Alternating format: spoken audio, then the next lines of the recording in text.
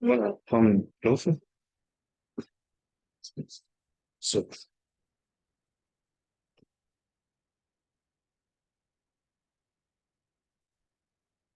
hello, hello.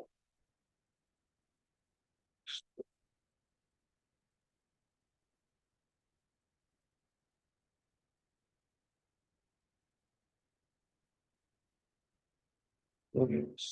Got this. I think it's with the. I think you're with your mic silence, Kavika.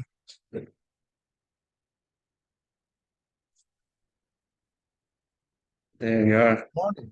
Morning. How Can you are you, hear me? brother? Yeah, definitely. How are you? Good morning, guys.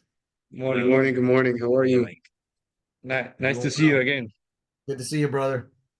I see. So I was telling the guys, I already told about your story. I already shared the interview with the radio with Flourish. So we are actually what's is funny is I know if it's a coincidence or what, but we have a project to do, capstone, and actually our topic is PTSD in officers. So you sent Hmm. me that link in WhatsApp, and it was like a like a miracle falling to my to my phone. So we prepare some questions to do for you, and nothing. Just one if you need to say something or I already talked to the guys, but you know I was already telling them that you are a great instructor, that you have an awesome philosophy of life, and it's cool to share. I would love to have you here. I knew that I was coming here, I was thinking, oh, I wish Kavika could be here because actually leadership and the thing is so. Yeah, I wish. I wish. Nope. It's good to see you, man. I'll help you guys out any way that I can. Thank you, brother. Thank you, Thank you. Kawika. So I just wanted, before I started, I just wanted to thank you for taking time out of your day. A quick introduction about myself. My name is Brandon Sandoval. I'm a police officer with New York City Police Department. All right. This already. Yeah, good morning, sir. My name is Ahmed. I'm from Jordan Police. Good morning. So again, just thank you so much for joining us, and kick it off with question number one. What do you think were the main factors that built up your mental toughness? Um, I think it was a holistic approach. I don't think you can separate mental from physical, from emotional, from spiritual. Like all these things work synergistically. And if you are weak in one, it's going to pull the other ones down. For example, let's say like you have a injury, I don't know, whatever, like your back's hurt, you have a toothache, whatever. Scientifically, that only affects you physically. But everybody knows who's done this long enough, if like that pain is bad enough, it also affects you mentally and emotionally, right? Like, I mean, you go to any selection course, Matthias, you've seen this. Like you go to any selection course, physical pain can make people mentally quit, right? Like if they don't know how to handle the pain, physical pain can just destroy them. So it has to be a holistic approach. Um, so for mental, but just so holistic approach, right? Physically, mentally, emotionally, spiritually, and there's a lot in that, but just for mental toughness, I think for me, it's always just been having the end in mind, right? Remembering your why. The philosopher Nietzsche has a quote that I love. He wrote, and I'll add he or she who has a reason why can endure almost any how. But you have to have that why, right? Like you got to know why you're there. I've seen people die from gunshot wounds that should have been survivable, but they were young and I actually blame their organization that sent them. But so let's say like everything in life is training, and let's say you have somebody who joins the police, they join the military, and they're used to seeing people in movies that get shot in the stomach and they die, right? And and they're just used to play, and sometimes that's even reinforced in training, right?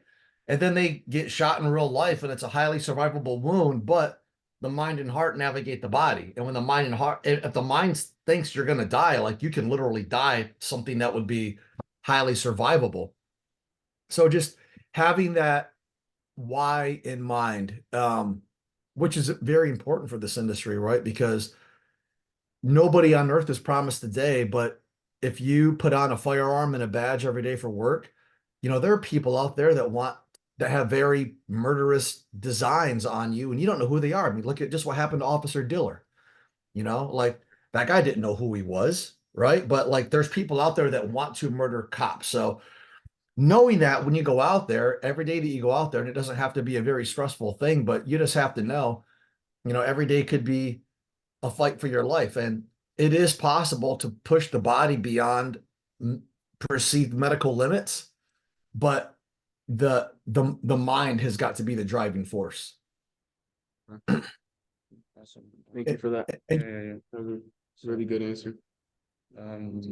Yeah, so I remember you in the other course in El Salvador, you was telling us about the mental toughness and the building the hearts and the mindset. No, not only yours, but your family too. Like talking every day, talking regularly to the people that you love, and tell them and prepare them, or just ask them, what if I'm not here tomorrow, or what if something? So you can, and that's I think that's a really important thing to appreciate. yeah. So And another thing is doing hard things just to do them, right? I mean, like, this probably can't be said for every student that you have there, Matthias, but in the United States, I'll just use the United States for example. People in the United States on average live a very soft, comfortable life, right? Like the average person in the United States, even poor people, never have to sweat because they have air conditioning, never have to be cold because they have heating. They don't even have to go get their own food. It can be brought right to their door, right? Like you can literally live a life today that would have been impossible not even that long ago. So anybody can have a very soft, easy life in a lot of countries. Well, that can actually be very dangerous for you because when hard things do come your way, it overwhelms them, right? So there's a lot of value in doing intermittent challenges, just doing hard stuff at a time of your choosing, just to do them. So you can have things that you can look back on and say, man, like you want me to do what? That's nothing compared to what I did last week. And I did that for fun, right? So doing hard things just to do them at a time of your choosing helps you when you have to do hard things at a time not of your choosing, right? yeah. Especially if it's like team events. Like when I was actually in charge of people, I mean, we were always in a training evolution and we would always do hard stuff. And then when we would actually go to war, we'd get a mission. Guys would laugh. They'd be like, dude, remember when we did this and that was just for fun and we had beers afterwards? Like that's going to be harder. That was harder than what this is going to be. Right. So they weren't intimidated by it. They were like, we've done harder things than this. So I think that's a big part of mental toughness. And some people get that growing up, right? I mean, you have some people that they grow up in a very hard environment. And, maybe they're like, I had to fight once a week just to get to school, right? That's just the neighborhood I grew up in. Right. There's a lot of strength in being able to lean on that if you know how to tap into it. But there are some people who, due to no fault of their own, right? They just had a very comfortable life, right? Like, and especially for people like that, if you're blessed like that, you have to do hard things. You have to push your body. You got to do things that are mentally tough because a soft life can kill you, actually. Living too soft of a life can be deadly. Yeah, for sure. So can we move to the other question? Yes, sir. You want to read? So the second question that we prepared, it has to do with the event that you went through when you were deployed. Mhm. So we just wanted to ask you, what's the first thing that comes to your mind when you remember this event? Gratitude. Just grateful, grateful that I was able to live and make it back to my family, of course, that's always tempered with sadness because I lost a lot of people that day. I mean, people that worked for me. But which can, that's when a lot of people get into survivor's guilt. But the reality is, when you're in an environment like that, that was we were in the middle of a war, right? And when you're in a war, that's what war is about. And the enemy is very smart. The enemy is very dedicated. So when I think about that day, I'm a spiritual man. I just think, when you look at what happened that day, I should have been killed. I mean, there was people further away from that bomb that got killed. I was the closest guy to the bomber that lived. So everyone around me got killed. I should have got killed. But I didn't. Right. So I always think, well, there's a reason why, right? There's still something in this world that I'm supposed to do. And I don't know what it is, but that's my job. That's my job to do it and to be the best person that I can while I'm on this journey. So when I think about that day, it's the most vivid memory that I have. And if you would have asked me this same question, shortly after it happened, like for years, if you would have asked me, I would have said rage. I would have said absolute rage, because as crazy as it sounds, even when I was in a wheelchair, I was trying to think of a way to get on a plane to go back to Afghanistan to find the people that were still alive that were responsible and kill them. Like I was plotting, I was scheming. I'm like, I gotta get justice. I got to go back there and get my pound of flesh. So for years, I was just consumed by rage, man. I had this revenge mindset. And then I come to this point where I realized I'm actually giving the enemy power over my life and taking my ability to be a good father and a good husband away from my family, because all I'm thinking about is getting back at the enemy. And I'm not going to let them win. So now I just think gratitude, everything happens for a reason, even things that are seemingly evil, right? We can salvage a lot of good stuff out of there if we're willing to go looking for it. All right. That's very interesting how you're able to turn an emotion of rage into gratitude, like the way that's possible is. Yeah. It's really interesting. So yeah, the thing that obviously after this event you suffer from, like every human being will suffer if some PTSD, right, symptoms.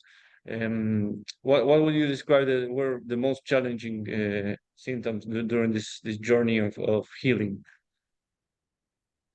Well, I can only speak about my particular journey, but I think a lot of people experience this. So, when it happens, you're just trying to get your head around it. I mean, it was a big event. I lost 3 Americans. My Afghan brother, who he was in charge of all police activity in the city. He was right next to me. I lost my interpreter, who I was very close to. I lost him. I lost 5 Afghan commandos who we had trained up and worked with a lot. 11 civilians died on that scene. A lot of them were kids, and then a lot more died later, just from like wounds and infection.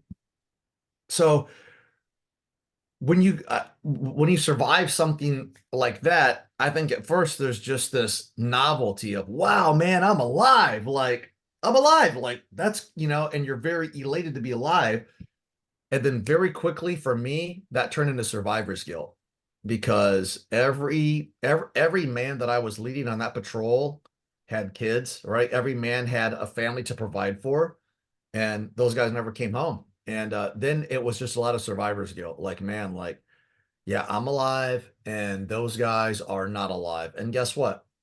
They were working for me, like I was in charge that day. And then I went to this mental state of, well, yeah, I should have been killed. I wasn't killed.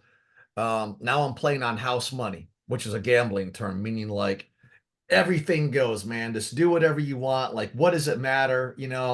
You're playing on free house credit, and you can start to do some pretty dangerous, destructive things. So that's the evolution that I went through. And for me to pull myself out of it, it was not a solo effort, right?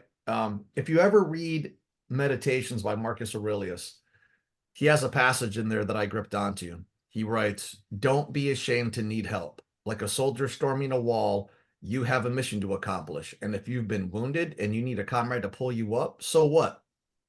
So I had a lot of my former teammates come to see me who saw these changes that I was going through, right? And they were like, "Hey, man," they were like, "You're living dangerously and we're worried about you. You need to go see somebody," right? Like you need to go get help, which I don't think anybody that does this for a living wants to hear, right? But those were probably the only people on the planet that I would have listened to, because these are guys that I went to war with, right? Mhm. And they were insistent. They're actually like, "We're not leaving until you do it." You know, like they were in my apartment. They're like, we have our bags, like we're not leaving. And what I found out, and this is what I always share with people, is, you know, when you're in the action side of the house, right? Like you're doing law enforcement, you're doing special operations, you're serving on a special team. You are world class in a lot of things, but one thing that we are not trained to do is unpack our own head, right? So you go through these things, and it's a lot to digest.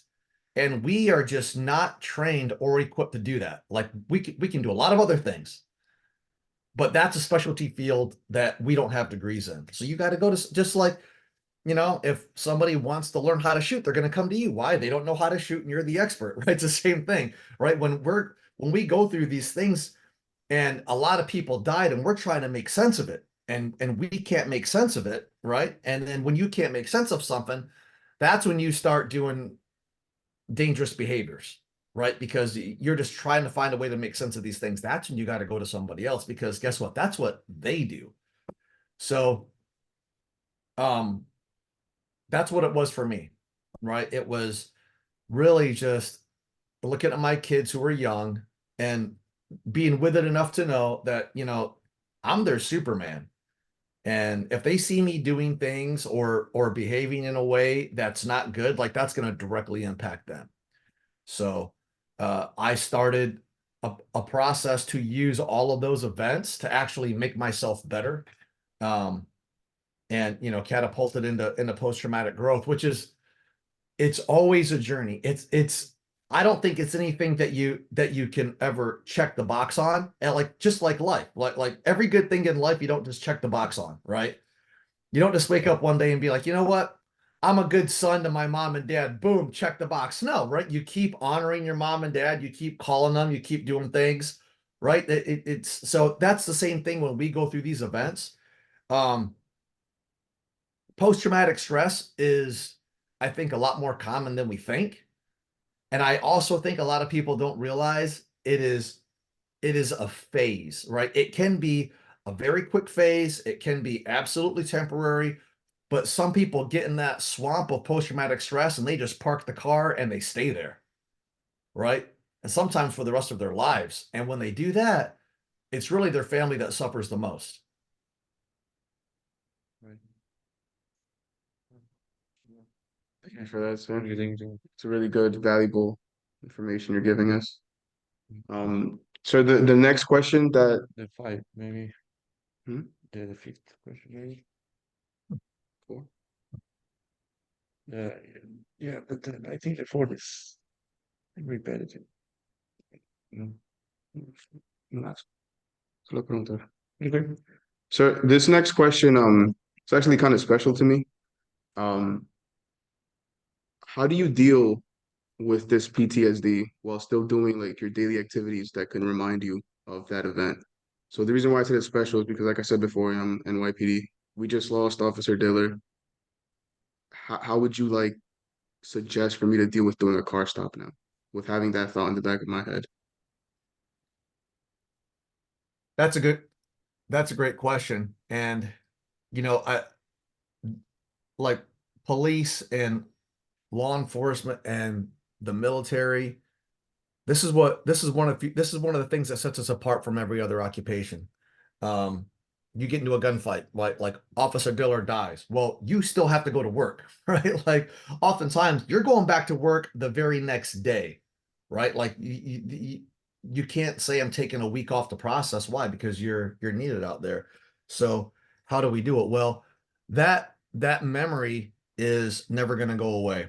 So to the best of our abilities, I try to treat each event like its own individual iteration, like its own individual event. Now, we always learn lessons, right? So this is where you kind of have to emotionally step outside of it. If when we lose somebody in a kinetic event, a shooting, a bombing, a car chase, or whatever, within our profession, we always do some type of after action review to say, okay, how can we prevent this going forward, right? Could something have been done different to change the outcome of that situation? And then we send it out so everybody knows, right? Like that's, and in the military world, that's called TTPs, right? Tactics, training, and procedures. But what if that's somebody that you knew?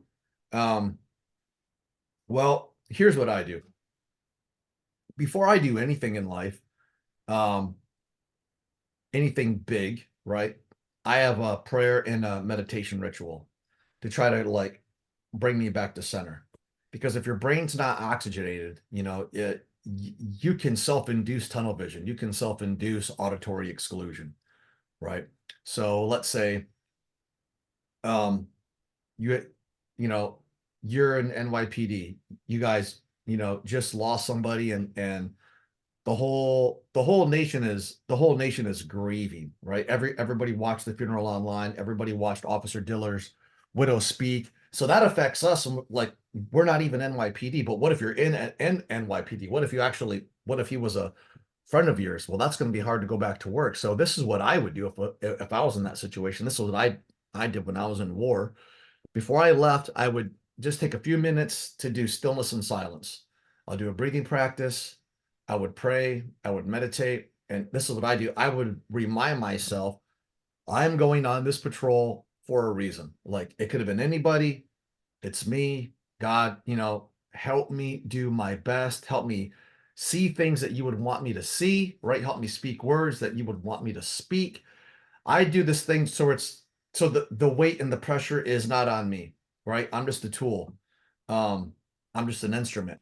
Now, little tricks like that are not a magic pill, but one thing that we do know is that when you continually dwell and ruminate on a negative event, you physiologically rewire your brain, right? There's a book called The Body Keeps the Score. When we continually relive a very negative moment in our lives, or one that we've experienced through others, when we continually dwell on it, you take neuroplasticity the other way. You physiologically rewire your brain to a closed threat-based mindset, and that actually makes you less safe because then you will miss things that are right in front of your face because you're looking for something very, very specific. Again, thank you so much for that answer. Yeah. We'll just keep going to the next question. After this, there's only one more. How did you identify your own support system, whether that be within the job or outside the job? What were your support? What role did support from your friends, family, professional mental health play in your recovery process? I don't think that I could have done it without them. I wouldn't have want to have done it without them. So in the situation that I was in, that was a military deployment, and the unit that I was a part of was very forward thinking, especially for the time. More people are catching on now, but they knew, hey, we're going to war to do one thing, right? Like we're going to try to liberate these people who are being oppressed by terrorists, and that means you're probably gonna you're gonna try to kill them, and they're gonna try to kill you, and we're gonna be successful, and they might be successful. Meaning, not everybody's coming home. We're gonna do everything we can to do that, but let's not kid ourselves. This is war, and this is a very determined enemy. So before we deployed, we would do things like I remember one night the whole team had a bonfire, right? We had a fire, we're sitting around, and we had to share with each other, you know, what we were willing to fight through, anything to make it home through. And it was legitimate. They were like, tell us right now, what is it that you are willing to do anything, fight through anything to make it home to? Because we're going to hold each other accountable. Just in case, like, we're there holding your hand when you're like literally fighting for life, we can say this one thing. Hey, remember you said this. So that's kind of where it started, right? We had to identify, you know, what were the most important things in our life that we wanted to finish, that we wanted to pass on, the people that we wanted to be there for. And, you know, this was an all-male unit that deployed, and everybody had kids. So kids was a huge one, right? Like, everybody had young kids, and it was just like imagining, you know, Christmas, Thanksgiving, and your seat's empty. Like, how much is that going to destroy your family? Imagine your son, who's a little boy now. Imagine one day he's a man and he's going to get married. Wouldn't you want to be there to tie his bow tie for him, to have like a little shot with him, right? Wouldn't you want to be there to walk your daughter down the aisle, right? It's just things like that, because you might hear, like, I hear civilians say this all the time, and even people in this profession. If you ever meet somebody that's not afraid to die, they're lying. Well, I don't believe that's true, because I have met a lot of people who they themselves, they had no fear of physical harm. Like, they had no fear of them dying, but they did have a lot of fear about, like, what would happen to their families if they never made it home, or what would happen to their teammates if they can't get up to the rooftop and provide cover, right? Like, that's what they were afraid of, letting somebody else down. They weren't afraid of them. Like, if it was just them, dude, they don't, you know, really, they were fearless, but they were afraid about letting other people down and not being there for the big moments in life. So that's where it started, right? Like, we call that left of Bing preparation.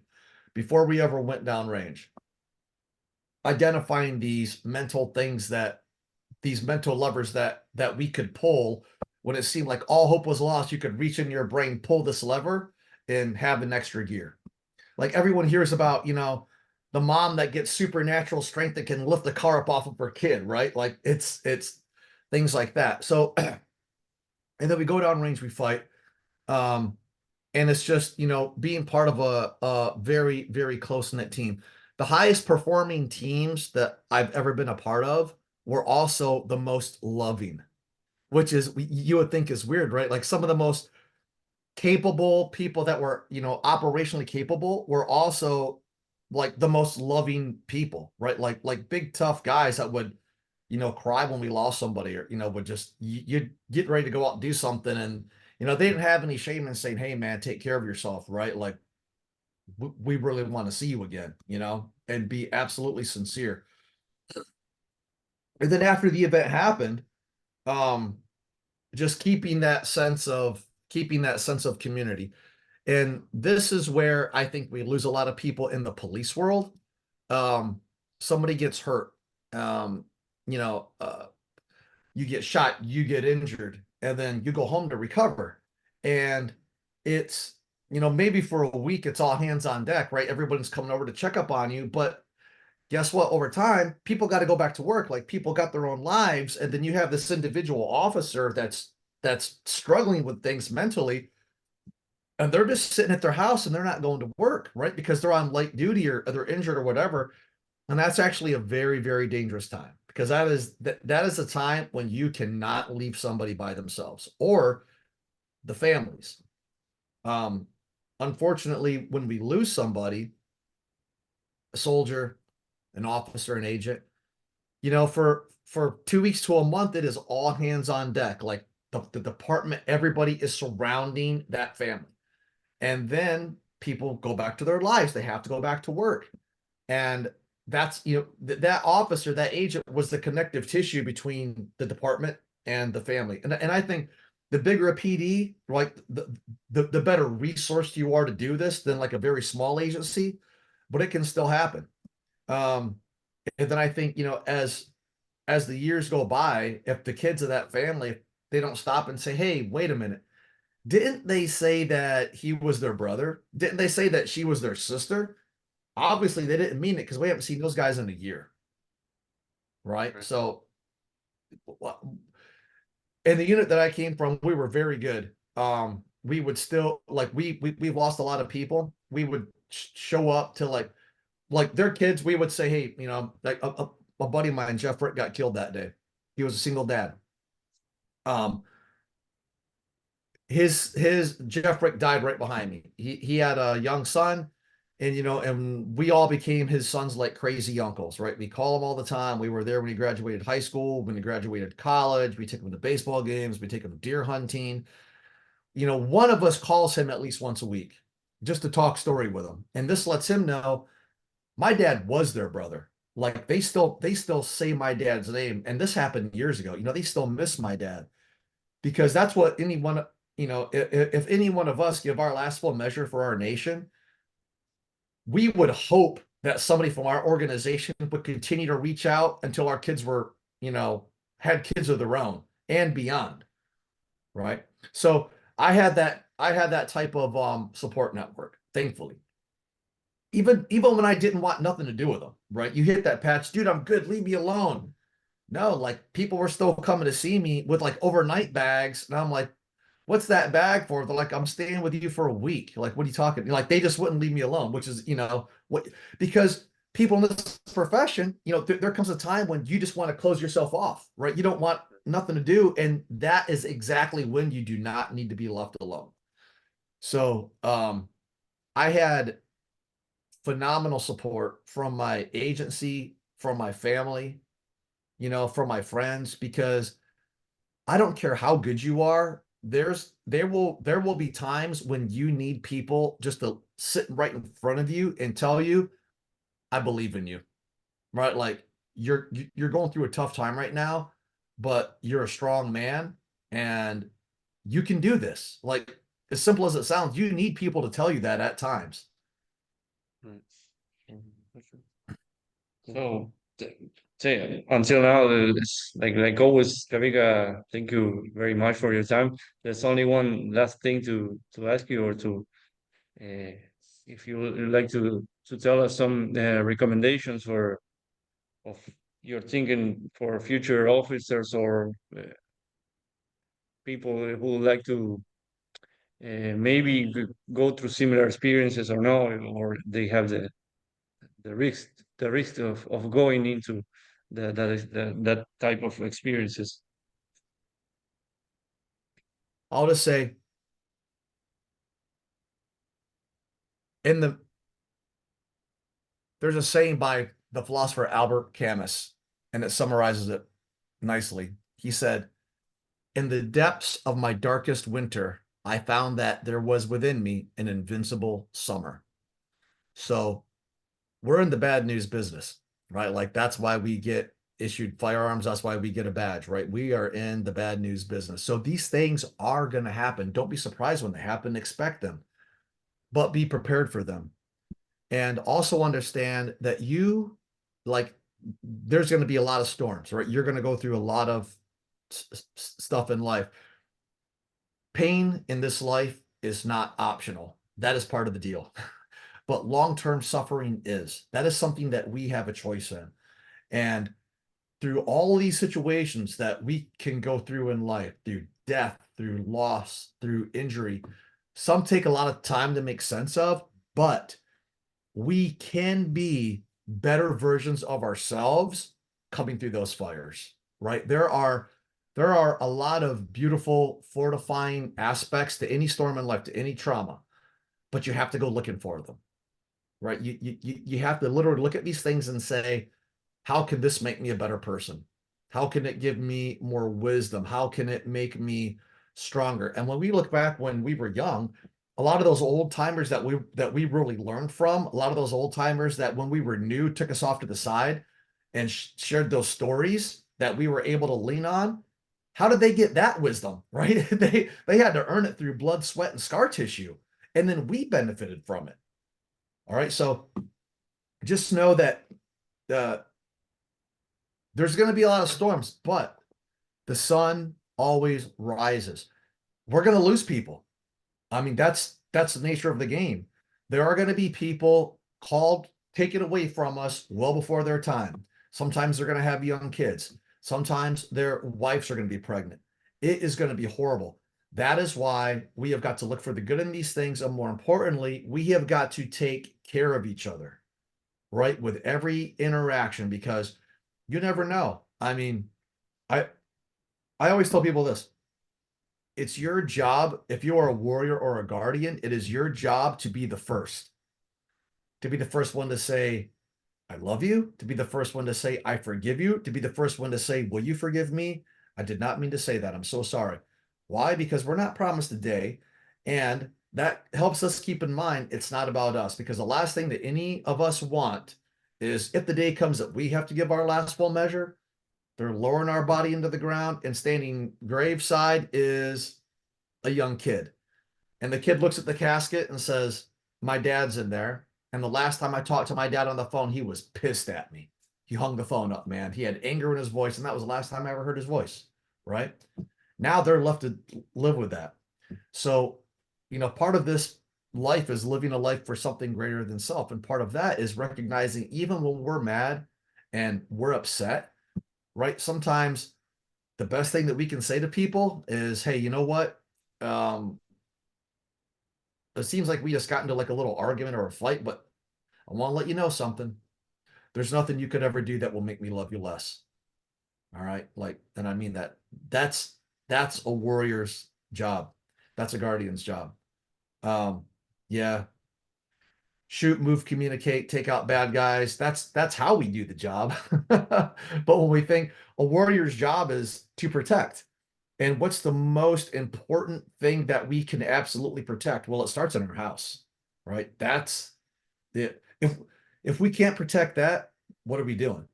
Because at the end of the day, when we end this journey, we're not gonna sit back and say, I wish I would have worked more, or maybe I could have gotten a few arrests more. It's our families that we're going to be thinking about. Right. Definitely. That was really beautiful. Yeah. Well, we'd like to introduce Nicolas, who is from Special Forces from Chile. Nicolas, Special. Hello, So, interview. anytime you visit South America, you can go to Uruguay and Chile. Definitely, we have a nice hey, asado. dale gas, estoy listo. So, and well, I hope. I mean, we are really grateful with you having your time with us, and definitely will. This is being recorded. I didn't tell you at the beginning, but I think that might appear something in the screen. So we'll write your answers, and definitely I will go to see you again. And thank World you very Cup, much, Kavika. Thank you very much. World Cup, baby. Yeah. USA, Uruguay. We were there. Definitely, yeah. So thank you All right, very my much, friends. Kavikas. Take care. Thank You as you. well. Thank Be you very safe. much. Salam, my friends. Alaikum salam. All right, bye-bye, my friend. See you, brother. See you.